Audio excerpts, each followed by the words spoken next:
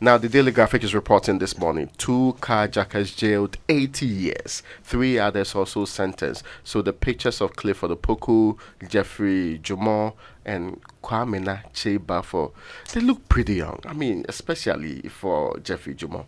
Look at these pictures. Yeah. It's well, I mean, of course, I know people complain about the lack of jobs and other things, but others are surviving. But Some people, it is the quest, it is the greed, it is the quest to earn more than they are capable of doing. It is this pretentious life that, oh, I deserve way more than I'm currently getting, that gets them into some You of know, these things. years ago, one of my friends, arrested at one of these. I mean, got some of these carjackers arrested. Yeah. How did they go? I mean, so for instance, in his case, they said, "Oh, we want to buy your car. Let's go and see our mechanic." Then a guy goes with them. Oh, let's test the car, and they try speeding off. Fortunately, one of them couldn't join the vehicle, so he was arrested by the guys and asked to show the other colleagues. So, I mean, they reported the case to the police, got them arrested, they went to court. In their case, they were fined. But I ask myself that the country is facing challenges doesn't mean you must engage in criminality. Yeah. There can be no justification for criminality. It's perhaps the same justification that those who engage in illegal mining have. There can be no justification. Imagine all of us said, "Oh, criminal conduct is the way forward," because there are no jobs. Yes. Do you think you'll be comfortable where you are? Do you think you can even pursue this? I'm convinced that there are greater minds that can do the carjacking better than you. But you see, we should be able to understand that there is a lot of goodness in honest wages, in making sure that you do what can earn you a legitimate wage, regardless of what other people are making you feel or do. And it's quite a terrible thing. 40 good years. The average age of the people we are dealing with are around 20s to the 30s. By 40 years, we would have retired. And mindful of the fact that our prisons are not really corrective institutions, you really are bound to be almost useless to this republic, which is energy we could have put to good use anyway. Okay. No, there's a big story here. Government releases 700 million bailout funds to pay defunct financial institution customers. This is coming from the minister responsible for finance. He has says the ministry has processed the release of the first tranche of the 700 million of the additional 1.5 billion bailout funds for customers of defunct financial institutions. The bailout would enable Securities and Exchange Commission to pay customers of the defunct companies, including Black Shield Fund Management Limited. You know, Black Shield was previously Gold one Coast. of those, yes, Gold Coast, which has been very controversial over the period. And there's been up and down. A lot of complaints have been made about that. Hopefully, this gives some relief to the people. And this was announced by the minister, Dr. Mohammed Amin Adam, when he actually delivered the update on the economy, of course. Now, we know that during the media review, this was mentioned anyway. So, it's the release of the 700 million bailout funds that government is announcing. The other one, provide funding sources for promises. Chachu Chikata tells political parties. And we have been exacting that kind of response from political parties. And so far, quite frankly, I am, if I am being truthful, I am not really impressed. Not at all. I do not see a lot of. So everybody says that they will lift the major burdens of the government's expenditure and put into private sector hands. I keep asking myself, where are those private sector funds coming from, really? Where truly are they coming from? Do we know them? Is it clear to you, Winston? So that in the future, the response should not be, oh, we couldn't find, so we started doing it on our own. You remember the back and forth we had to go with this motorway construction? Yeah. Some is it Angel was supposed to come and help us out? Motor engine. Yes. It took for the motor and the motor engine did not come out. We went to Parliament and we are now back to almost saying that we can find other local means of funding it ourselves. See, I really want to be assured. I would want to be given the promise that it's not business as usual. And I insist that so far the things I'm hearing, maybe I'm not listening hard enough, but I've heard two major media press attempts to try and explain where we get the resources from, I really am not impressed. You Maybe know- people should rethink the process, because it's been a long while. That's why I was for the engagements where we all sat around the table and agreed on the way forward. Because the way things are going, the private sector is already overburdened. In fact, until they stop doing ease of business ranking, our ease of business was terrible. And it's still not in any good shape anyway. It's terrible what you're describing, this thing where government claims they're going to do something and then in the end they say, okay, no. They claim private sector is going to do something and then in the end they say, oh, no, we will do it instead. Do you know what's worse than that?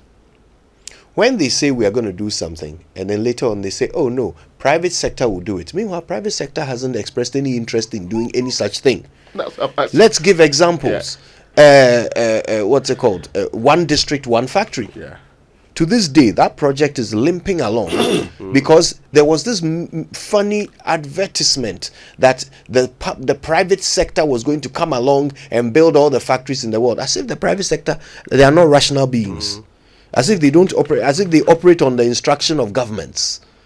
And it's exactly the kind of thing that makes me worry about policies like 24-hour economy and all that, where you are front-loading the promise, telling us today what private sector will do tomorrow. Look, Kojo, when it comes to one district, one factory, I mean, the NPP points you to, our manifesto says we'll collaborate with the private sector. When they went to do that, how do you call that? The one we saw at the wheel at Standards Authority. It looks like a pie chart. Yes, 350 pie chart, yes, of them. that pie chart. Yeah. Was I the one who drew it? I didn't draw that. Yeah. Why? You asked them which private sector person sat with them. Which and- private sector sat Thank with you. them Yeah, thank and you. actually looked at all districts of this country and their competitive advantage And told them that- told us these are the factories Yeah. that could be set up in those districts. Exactly. Let anybody go and take the 2017 budget. They made available 2 million Ghana cedis each to every district as equity funding for the one district, one factory. That was recognition that the state had a role to play. Absolutely. In fact, and for those of us who had always been arguing that existing companies create more jobs than new companies, the research is there to support that. And they basically almost went back to that philosophy Yes. along the line. They When it was actually- not working, when nobody was coming up, they now look for, oh, could you already doing this? Let's help you do what? Yes. Let's help you expand. Let's help you go along. Precisely. Because it was, and you see, in this part of the world, when you critique a policy, people see that you don't like them. Yeah. So when I say 24-hour economy, I need justification as to how DVLA, Passport Office, should be running 24 hours with 133. You can say that, they can run 24 hours. Maybe if they want to run but show me the efficiency assessment you've done and said that, okay, these people are working efficiently, they just need more hours. Yeah. You just don't say that, because we're doing a 24-hour economy and because people can't get passports, have you considered, for instance, decentralizing the application properly? Properly. So that Okay. it can be done in 8 hours. Look. And you don't need to add another 12 So just that to people can it. get their passports in their districts. Yeah. Yes, look. So you don't have to take what them am I out saying, of their 12, districts 16? to the regions Look, and I remember very joining well. queues and going to pay bribe. I remember very well when I was going for my national insurance now card. When I got there, this man had actually applied, and the guys gave me a time. When I got in, he led me through the application process. He was telling me about Cannes 2008 at the time when Ghana was hosting. He said, "Oh, I liked how you guys. I liked your opening ceremony. What." After that, he said, "You'll have your card in 5 days. It will be posted to your address." I went back home.